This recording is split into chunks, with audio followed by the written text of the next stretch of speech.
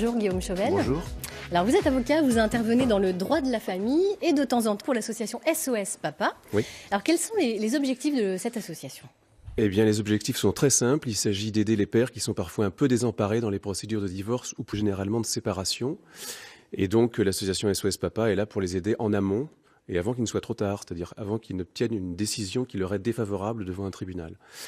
Donc ici à Rennes, on a une délégation régionale d'SOS Papa, c'est une association nationale. Et on intervient à deux niveaux. On intervient d'abord par des réunions qui ont lieu une fois par mois à la maison de quartier de Villejean, où on leur donne un premier conseil. Villejean à Rennes. Villejean à Rennes, bien sûr. Mais les papas viennent de toute la Bretagne, puisque voilà, on rassemble. Il y a des réunions qui sont animées par un avocat, à savoir moi, et puis des réunions qui sont animées par un psychologue. Donc on a une approche à la fois juridique et psychologique du problème. Et puis le deuxième domaine d'intervention, eh bien, il est au-delà des réunions. Il est dans des consultations psy, s'il le souhaite, au long cours, et puis dans une assistante juridique devant les tribunaux, ou les cours d'appel, bien sûr. D'accord. Alors, est-ce que vous avez quelques chiffres à nous donner ? Parce qu'on ne se rend pas tellement compte, finalement.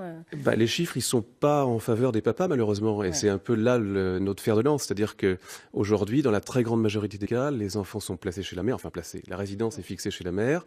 Je crois qu'à 75% dans 75% des cas, les enfants vont chez la mère. Donc on essaye de redresser un petit peu les plateaux de la balance pour que les pères puissent aussi aujourd'hui avoir leurs enfants et surtout que les enfants puissent garder contact avec les pères.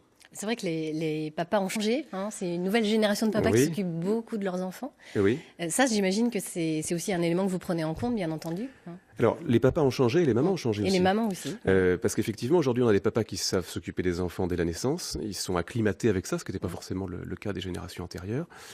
Et à l'inverse, on a des mamans qui travaillent aujourd'hui, c'est très bien. Donc les deux se rejoignent finalement.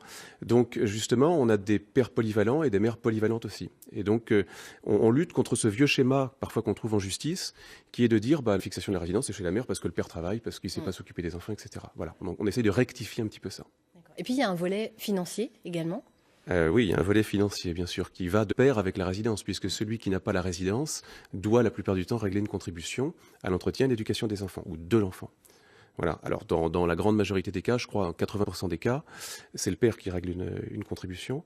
Voilà. Donc, il faut aussi se discuter de cette question financière, ce qui n'est pas forcément très agréable. Mais là aussi, il faut lutter un petit peu contre des schémas tout faits. Et puis, arbitrer des contributions. Alors, c'est un débat qui n'est pas, encore une fois, pas très amusant parce que c'est uniquement financier. C'est un peu dépassionné. Mais il faut voir quels sont les besoins de l'enfant, qu'ils sont raisonnablement. Voilà. Alors, quelle est la philosophie, on va terminer avec ça, de la délégation Bretagne de SOS Papa ? La philosophie, elle est d'agir paisiblement et concrètement. C'est-à-dire que, on n'est pas forcément favorable, on n'est pas favorable d'ailleurs, en tout cas je ne le suis pas, aux opérations coup de poing. Oui, parce qu'on voit souvent des papas qui montent en haut d'une grue pour attirer l'attention. C'est pas notre philosophie. Voilà, notre philosophie, elle est d'agir calmement. Il faut qu'on soit très clair, c'est-à-dire que le SOS Papa n'est pas une association pro-homme ou anti-femme. On respecte tout à fait les femmes. Simplement, on essaye encore une fois de rectifier les plateaux de la balance pour que l'équilibre soit respecté. Et donc notre travail il se situe encore une fois dans les réunions, donc très calmement, il n'y a pas de manifestation publique, il n'y a pas de militantisme particulier. Et puis notre travail il se fait aussi dans les cabinets des juges aux affaires familiales. Voilà, c'est là qu'on peut agir. S'accrocher à la cité judiciaire avec des chaînes, c'est bien. Quand je dis c'est bien, encore une fois, c'est pas ce qu'on prône, mais c'est une action, c'est un moyen d'action que moi je ne souhaite pas, mais ça ne sert à rien.